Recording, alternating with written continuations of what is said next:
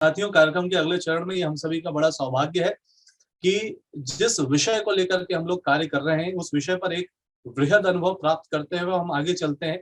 एक ऐसे व्यक्तित्व जो युवावस्था से ही, बाल्यावस्था से ही पढ़ाई के साथ-साथ को करिकुलर एक्टिविटीज में एक्टिव रहने को प्राथमिकता देते थे। व्यक्तित्व को समग्र विकास करने का भाव उनके मन में था। मेरठ के क्षेत्र में बाल्यावस्था जिनकी बीती, लेकिन सपने थे कि कुछ विशेष करना है, आगे बढ़ना है, और उन्हीं भावों को लेकर के उन्होंने प्रचंड पुरुषार्थ किया और वो उस यात्रा से होकर के निकल चुके हैं जिस यात्रा के किसी न किसी पड़ाव पर आज आप हैं। तो वो पथिक जो उस यात्रा से होकर के गुजरा हो, वो सारे माइलस्टोन्स जानता है, वो सारे फार्मूले जानता है, वो सारी एडवर्सिटीज जानता है, वो सारी रेसिपी जानता है, जो रेसिपी शायद आप में से भी किसी के काम आ सके। तो इस युवा अभ्युदय 2021 के इस अगले चरण में सबसे पहले हम बहुत ही हृदय से आभार करते हैं, धन्यवाद करते हैं। हम सभी के साथ जुड़ रहे हैं परमादरणीय श्री निशांत जैन सर। आप के बारे में यदि मैं आपको कहूं साथियों, तो वर्ष 2014 में जो आपने इतिहास गढ़ा, मातृभाषा हिंदी को लेकर के जब आप चले, तो करोड़ों करोड़ के इस देश में जब इंडियन एडमिनिस्ट्रेटिव सर्विसेज के लिए लोग चुने जाते हैं, तो करोड़ों की आबादी वाले इस देश में जो हिंदी भाषी, जहाँ पे इतने सारे हमारे अपने लोग हैं, वहां पर हिंदी वर्ग में आईएएस में करोड़ों के इस देश में आप पहले नंबर पर आए। तो ये प्रथम आना करोड़ों लोगों की इस आबादी वाले देश में हिंदी वर्ग में अपने आप में बड़ा उत्साह का विषय। तो एक बार आप सबकी तालियों से मैं उनका अभिनंदन करता हूं, उनको आभार करता हूं। और ये यात्रा सिर्फ उतनी ही नहीं है, वर्तमान में आप विविध भूमिकाओं में आपने कार्य किया है, और जब से आप राजस्थान टूरिज्म को पूरी अपनी कुशल डायरेक्शन दे रहे हैं, तो आप देख सकते हैं कि इनोवेशन, क्रिएशन और सेवा कार्यों में जो कुछ भी नया हो रहा है वो आपके व्यक्तित्व का ही प्रतिफल है। आप एक मोटिवेशनल स्पीकर भी हैं, आप एक कुशल लेखक भी हैं। रुक जाना नहीं तू कभी हार के जैसे भाव के गीत आपको पसंद आते हैं, तो वैसी पुस्तकें आपने लिखी हैं। मुझे भी बनना है आईएएस, और ऐसी प्रेरणाएं जन जन को देने के लिए आपने लेखन किया है। और जो सबसे बड़ी बात मैं अभी आपसे कहूंगा साथियों, कि वो इस वक्त भी एक बहुत अर्जेंट असाइनमेंट में Lal Bahadur Shastri national academy of administration Mussoorie में है, लेकिन फिर भी उन्होंने अपना बहुमूल्य समय निकाला है और दिया दिल्ली के इस इन्विटेशन को स्वीकार कर कि आज वो युवा अभ्युदय 2021 के अवसर पर आप सभी के साथ जुड़ रहे हैं। तो जैसा मैंने आपको शुरू में कहा था, जीवन का अर्थ है समय, और समय जो आपको देते हैं मतलब वो आपको जीवन देते हैं। तो ऐसे हमारे परम आदरणीय श्री निशांत जैन सर से हम प्रार्थना करेंगे कि वे आज के इस अवसर पर हम सभी के मध्य पधार चुके हैं, वे युवाओं को मार्गदर्शन प्रदान करें। सो ओवर टू आदरणीय निशांत जैन सर। बहुत बहुत धन्यवाद। सबसे पहले युवा अभ्युदय के इस गरिमामयी मंच पर मुझे ये आज अवसर देने के लिए, मुझे बुलाने के लिए, और इन ऊर्जावान और उम्मीदों से भरे युवाओं के बीच मुझे बोलने का अवसर देने के लिए मैं बहुत बहुत आभारी हूँ दिया दिल्ली का। और अभी हमने मैं डॉक्टर प्रणव पंड्या, जो हमारे बहुत आदरणीय हैं और देव संस्कृति विश्वविद्यालय के कुलाधिपति और अखिल विश्व गायत्री परिवार के मुखिया, उनको सुना। बड़ा ही ऊर्जस्वी और बहुत ही प्रेरणादायक उद्बोधन हम लोगों ने सुना। खासतौर पे जो उनका सबसे बड़ा योगदान हमें लगता है वो है अध्यात्म और विज्ञान का समन्वय, जैसा कि उन्होंने भी स्वीकार किया। तो मैं इस मंच पर, जहां पर इतनी ऊर्जा का आवाहन हो चुका है, वहां पर मैं थोड़ा सा अपनी बात को उसमें जोड़ना चाहता हूँ। और बहुत बहुत धन्यवाद पुनः दिया दिल्ली का और आपकी टीम का, मनीष और आप सब लोगों का, कि आपने मुझे ये अवसर दिया।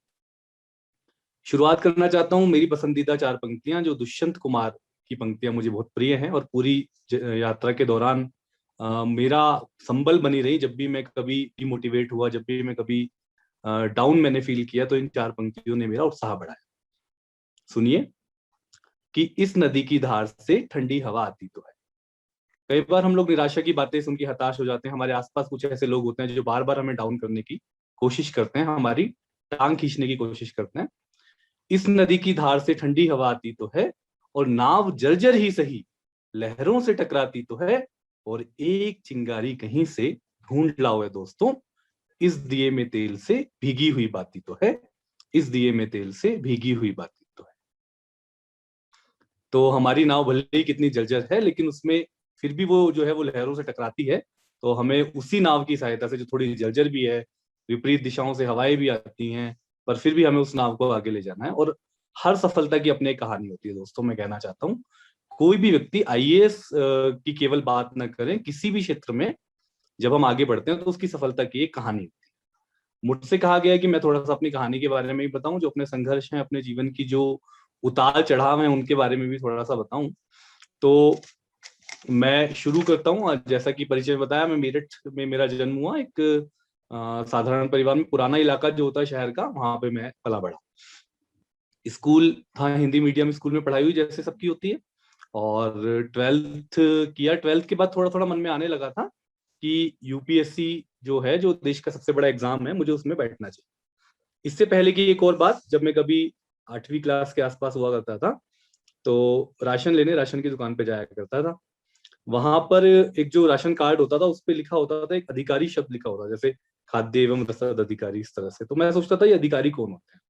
मुझे लगता था अधिकारी, पता चला धीरे धीरे कि अधिकारी वो लोग होते हैं जो इन चीजों का नियंत्रण करते हैं, सुपरविजन करते हैं, इन चीजों को ठीक कर सकते हैं, निरीक्षण करते हैं, उसका उसको उसका पूरा मतलब उसके लिए वो जिम्मेदार होते हैं वहां पे जो भी चल रहा है। तो मैं देखता था कुछ कुछ गड़बड़ियां होती, तो मैं सोचता था मैं भी अधिकारी बनूंगा और इन सब चीजों को ठीक करूंगा। तो ये एक भाव था उस समय, जब मैं बच्चा था, बाल मन था। फिर ये नहीं पता था कैसे होता है, पर धीरे धीरे जब आगे बढ़ा, 10वीं की, 12वीं की, पढ़ने में अच्छा था, हमेशा से अच्छी रैंक लाता था। तो 12वीं तक थोड़ा थोड़ा मन में आने लगा कि अधिकारी बनना है। तो अधिकारी बनने के लिए फिर पता चला कि अधिकारी बनने के लिए बहुत सारे एग्जाम होते हैं, पर जो सबसे बड़ा एग्जाम होता है, जो सबसे बड़ा अधिकारी बनाता है, वो आईएएस का एग्जाम होता है। और यूपीएससी जो है वो उसको लेता है, और वो ग्रेजुएशन के बाद होता है। तो मैं तो ऐसे सोच रहा था कि 12th के बाद ही दे दूं, पर पता चला नहीं, ग्रेजुएशन के बाद देना होता है। तो खैर, तो फिर मैंने ग्रेजुएशन किया मेरठ कॉलेज, मेरठ से, जो कि एक गवर्नमेंट कॉलेज है। हिस्ट्री, पॉलिटिकल साइंस और इंग्लिश मैंने सब्जेक्ट्स वहां पर लिए। और इससे पहले बता दूं कि चूंकि 10th के बाद थोड़ा सा था कि खुद को सपोर्ट खुद करना था, स्वावलंबन वाली स्थिति थी, कुछ ऐसी स्थितियां थी। तो मैंने पार्ट टाइम जॉब करनी शुरू की थी। पब्लिकेशंस जो होते हैं, वहां पर प्रूफ रीडिंग का काम होता है। जब भी कोई किताब छपती है तो उसको इसको ठीक किया जाता है, उसकी गलतियां सुधारी जाती है। तो वो काम मैंने शुरू किया, थोड़ी थोड़ी अर्निंग शुरू हुई, तो खुद की पढ़ाई को सपोर्ट करना शुरू किया। तो इस तरह से वो एक खुद के पैरों पे खड़े होने का भाव वहीं से आने लगा। और 10वीं की, 12वीं की, आईएएस के बारे में लगातार ख्याल बना हुआ था, पर उसके लिए समझ में नहीं आ रहा था कि कैसे आगे बढ़े। तो ग्रेजुएशन किया, हिस्ट्री, पॉलिटिकल साइंस, इंग्लिश किया, उसमें भी अच्छा अच्छा स्कोर रहा, अच्छी रैंक आई। उसके बाद एक थोड़ा सा बदलाव और हुआ कि चूंकि हम लोग बहुत साधारण परिवार से थे, तो हम लोग सोचते थे कोई एक नौकरी मिल जाए। तो ग्रेजुएशन करते करते एक नौकरी मिल गई मुझे। एक एग्जाम का मैंने फॉर्म भरा हुआ था, तो मैं क्लरिकल नौकरी मुझे मिल गई, एक सरकारी नौकरी डाक विभाग में। तो मैंने फट से उसको ज्वाइन कर लिया, क्योंकि वो एक अपने आप में एक सुकून था। एक वो था कि घर वालों के लिए भी एक हो गया कि हाँ भाई, लड़का जो है वो एक नौकरी में लग गया है, और खुद के लिए भी थोड़ा एक सुकून हो सकता था, ऐसा सोचा मैंने। और उस नौकरी को ज्वाइन कर लिया, काम करना शुरू कर दिया। लेकिन हर नौकरी में समय चाहिए। मैंने भी वहां पे खूब शिद्दत से और खूब समर्पण से काम किया, लेकिन मैंने पाया कि मेरी जो काबिलियत है वो वहां पे शायद उससे ज्यादा मुझे कुछ करना चाहिए। इसी बीच मेरे एक सीनियर थे, मेरे एक भैया थे। जैसे हर किसी के लाइफ में कोई कोई ना कोई बड़ा भाई जैसा कोई व्यक्ति होता है, जो आपको समय समय पे राह दिखाता है, समय समय पे आपको आप गलत राह पे जा रहे होते हो, विचलित हो रहे होते हो, तो आपको वहां से बचाता है। तो मेरे एक सीनियर थे, उन्होंने मुझे कहा, एक उदाहरण दिया, जैसे कि आप जहां भी बैठे हैं वहां पे कमरे में एक बल्ब या ट्यूबलाइट जली होगी। आप अगर कभी देखो ध्यान से, तो वो जो बल्ब कमरे के कोने में लटका हुआ है, अगर उस बल्ब को अपनी टेबल पर ही लगा दिया जाए, तो वो केवल एक सीमित क्षेत्र में ही रोशनी देगा, टेबल लैंप जैसे होता है। लेकिन उसी बल्ब को वहां से निकाल करके अगर कमरे के कोने में लटका दिया जाए, तो वो पूरे कमरे में रोशनी देगा। इसका अर्थ ये हुआ कि व्यक्ति को देखना चाहिए, किसी युवा को देखना चाहिए कि उसके अंदर जो काबिलियत है, उसके अंदर जो क्षमता है, उसके अंदर जो एक आगे बढ़ने का एक जज्बा है, उसके अनुरूप उसको प्रयास करना चाहिए अपने करियर में आगे बढ़ने का। तो मैंने भी सोचा कि शायद उस बल्ब को नीचे के बजाय ऊपर लटकाया जाए, और अपनी जिंदगी में थोड़ा अपने एक तरह से योग्यता के मुताबिक आगे बढ़ना चाहिए। तो वहां मैंने वो बात सोची। वो बात मुझे एक तरह से मेरी लाइफ का गेम चेंजर कहें या टर्निंग पॉइंट कहें, वो वहां पर हो गया। तो इस तरह से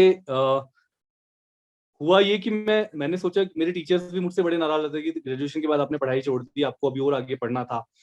तो फिर फाइनली डिसाइड ये किया गया कि इस नौकरी को छोड़ा जाए और दोबारा से पढ़ाई शुरू की जाए। मैंने दोबारा से पढ़ाई शुरू की, एमए किया। हिंदी लिटरेचर मैंने लिया इस बार, क्योंकि बहुत ज्यादा रुचि थी हिंदी साहित्य में। और हालांकि ग्रेजुएशन में इंग्लिश था और उसमें अच्छा कर रहा था, पर फिर भी हिंदी की ओर झुकाव बहुत ज्यादा था, इसलिए हिंदी की ओर आ गया। एमए हिंदी किया। एक नेट जेआरएफ का एग्जाम होता है, नेट जेआरएफ का एग्जाम दिया, पहली बार में क्लियर हो गया। नेट जेआरएफ एग्जाम क्लियर करने से ये होता है कि आपको फेलोशिप मिलती है, हर महीने आपको एक फेलोशिप मिलती है जिससे आप अपनी रिसर्च कर सकते हैं।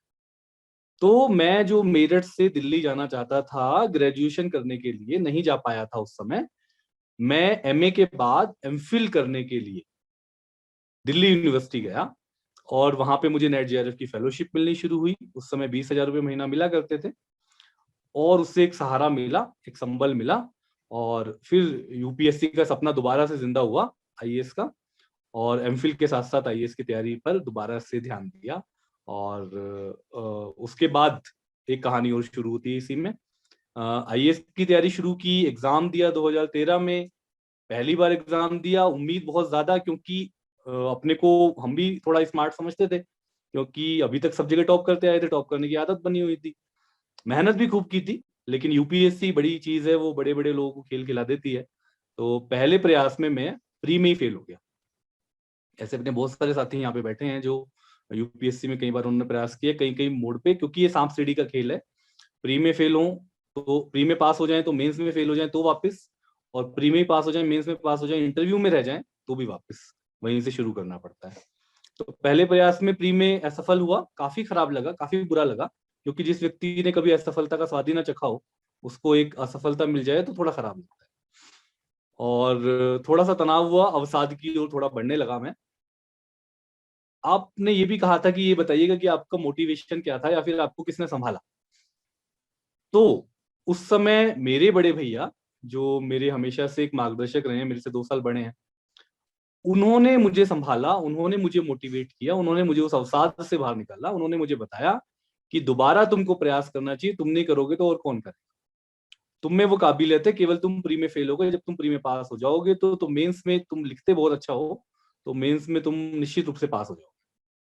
तो फिर ये हुआ, एक तो भैया ने संभल दिया, दूसरा मैं चूंकि एग्जाम वगैरह देखता रहता था, मैं अभी बाद में आपको बता प्लान बी के बारे में कि मैंने कैसे प्लान बी का इस्तेमाल किया, और आपको भी करना चाहिए। तो मैंने उधर एक फॉर्म भरा हुआ था पार्लियामेंट में, ट्रांसलेटर की एक नौकरी निकली हुई थी, मैंने उसको भरा हुआ था, उसी में मेरा सिलेक्शन। तो देखिए कैसे होता है जिंदगी में कि एक तरफ तो यूपीएससी के प्री में फेल हुआ, दूसरी तरफ पार्लियामेंट में एक नौकरी। तुरंत उस नौकरी को ज्वाइन किया, क्योंकि उस नौकरी से जो आत्मविश्वास मिला और जो संबल मिला और जो एक सेंस ऑफ तनाव मुक्ति का एहसास हुआ, तो वो मैंने तुरंत ज्वाइन की। बहुत अच्छा एक अपॉर्चुनिटी थी, अच्छा एक अवसर था। वहां ज्वाइन करने के बाद दोबारा 2014 में मैंने प्रारंभिक परीक्षा में यूपीएससी में बैठा, नौकरी के साथ साथ। नौकरी के एग्जाम के दौरान थोड़ी छुट्टी ली थी, प्री में क्लियर किया, फिर मेंस दिया, मेंस क्लियर किया, फिर इंटरव्यू दिया, वो भी क्लियर हुआ, और 13वीं रैंक मुझे मिली। और जैसा कि बता रहे थे, हिंदी मीडियम से पहली रैंक थी। और इस तरह से ये आज आपके सामने मैं जिस पद पे हूँ राजस्थान काडर में, डायरेक्टर टूरिज्म राजस्थान अभी मैं हूँ, तो ये यात्रा यहाँ तक आई।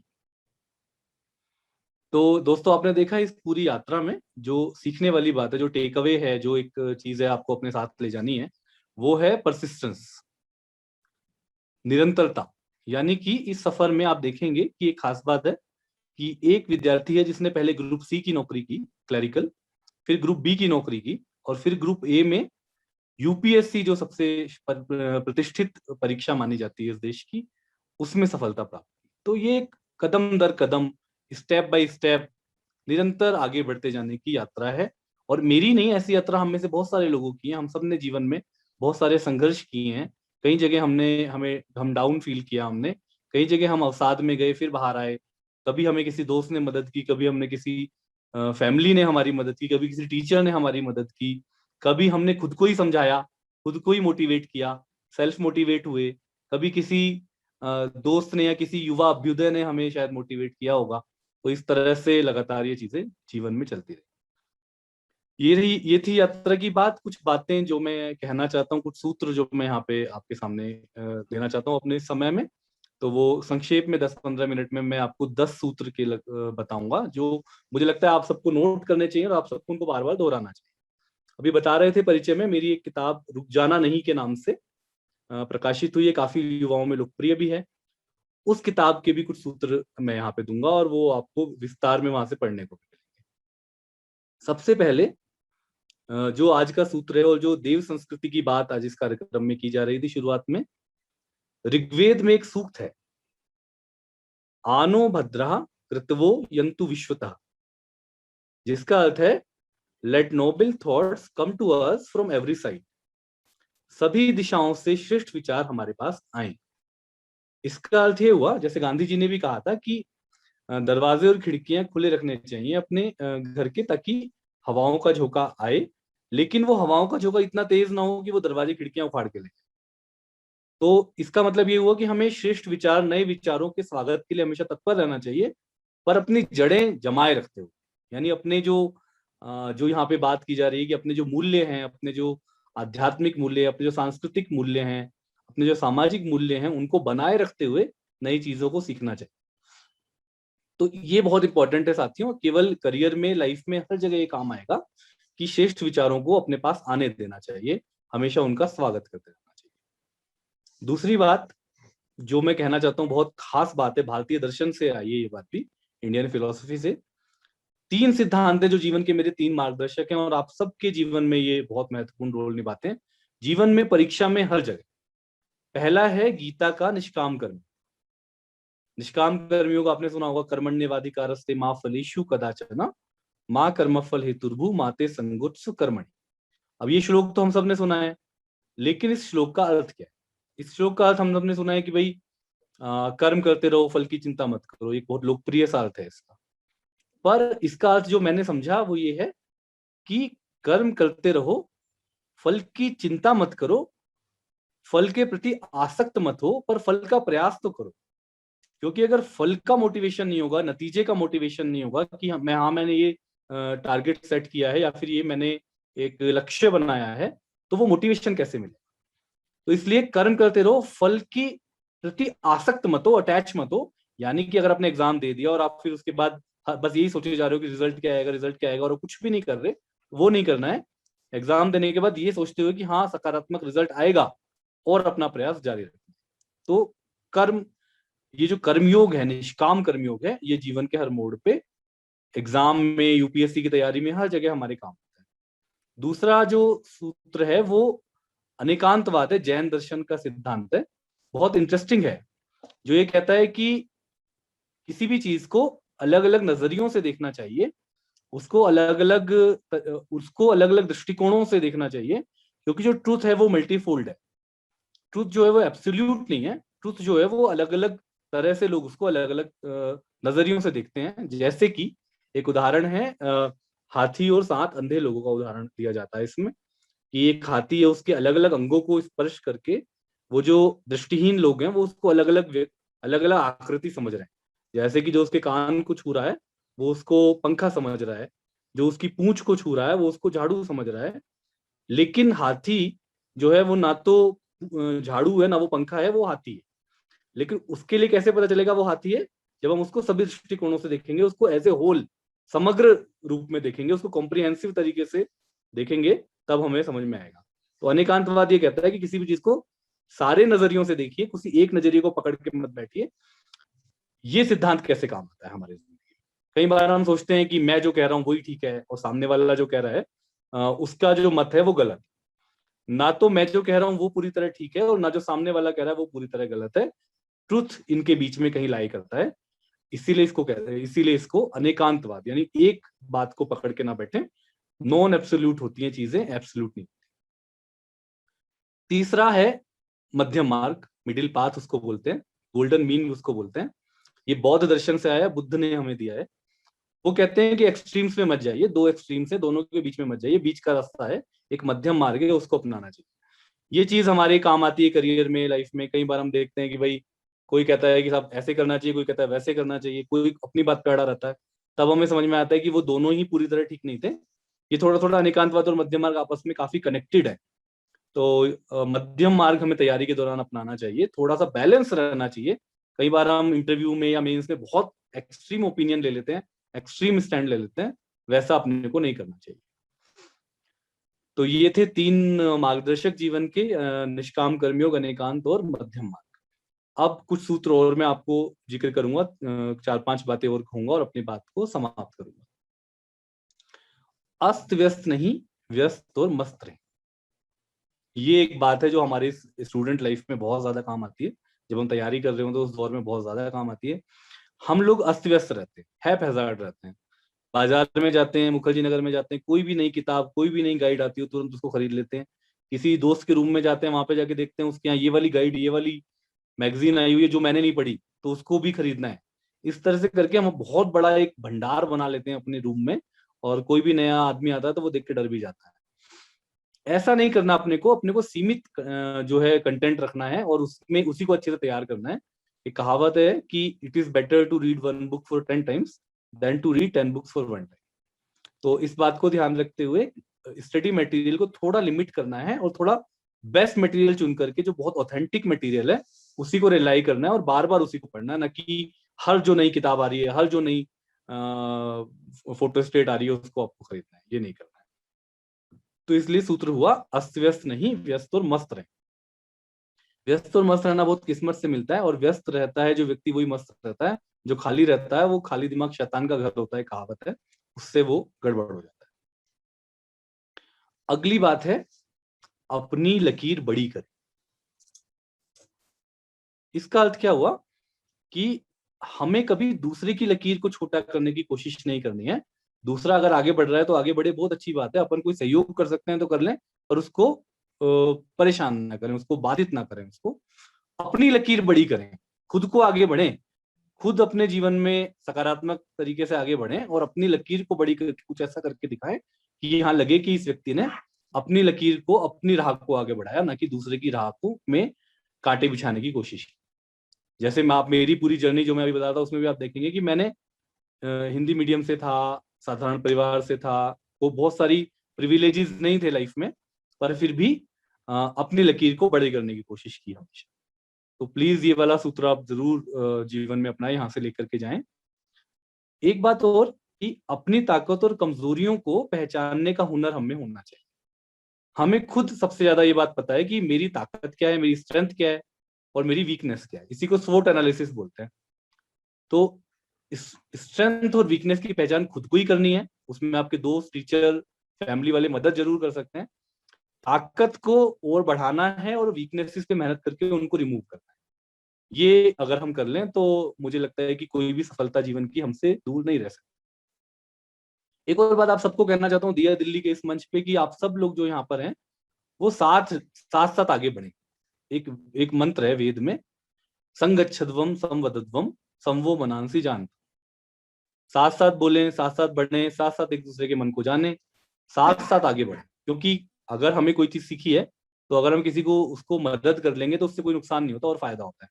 ग्रुप डिस्कशन में यही होता है, ग्रुप स्टडी में यही होता है कि हम जब जो चीज हमको अच्छे से आती है वो हमने पढ़ा दी दूसरे को, और जो उसको अच्छे से आती है उसने हमको पढ़ा दी, तो दोनों को वो चीज कंठस्थ हो जाती है, दोनों को वो चीज बहुत अच्छे से समझ में आ जाती है। तो इसलिए साथ निभाएं, एक दूसरे को की मदद करने से 100% मैं आपको बता रहा हूँ कि फायदा ही होगा, नुकसान नहीं होगा।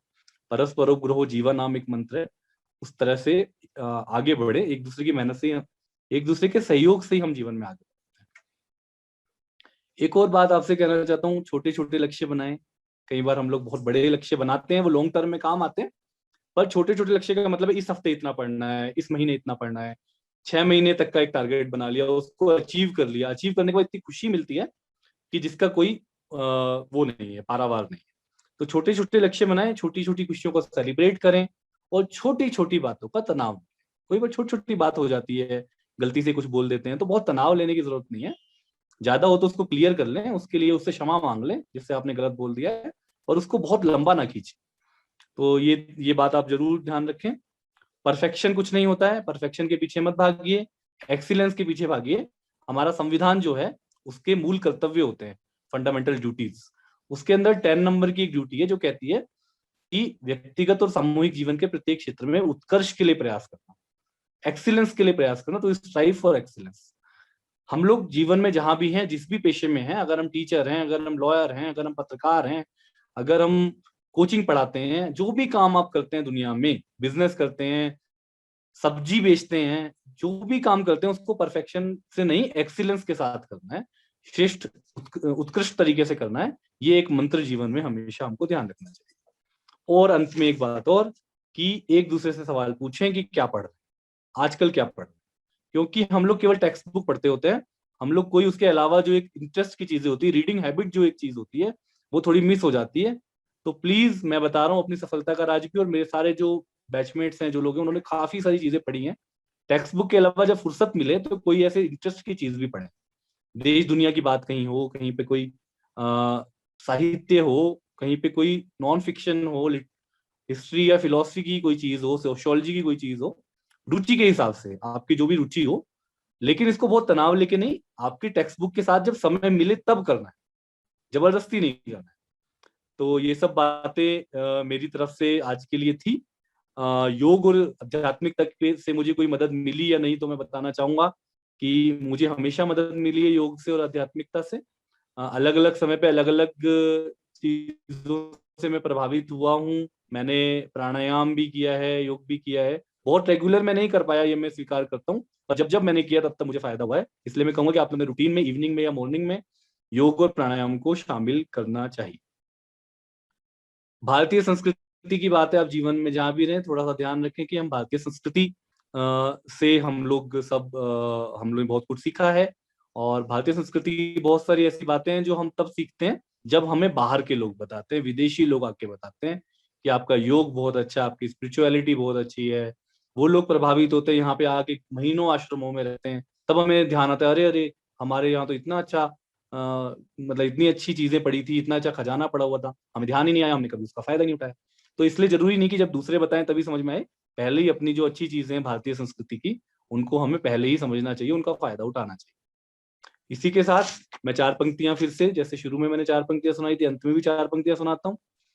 और ये उन सब के लिए जिन्होंने जीवन में संघर्ष किया है, कुछ ना कुछ अचीव भी किया है, पर आगे कुछ और अचीव करना चाहते हैं, कि जिंदगी की असली उड़ान अभी बाकी है।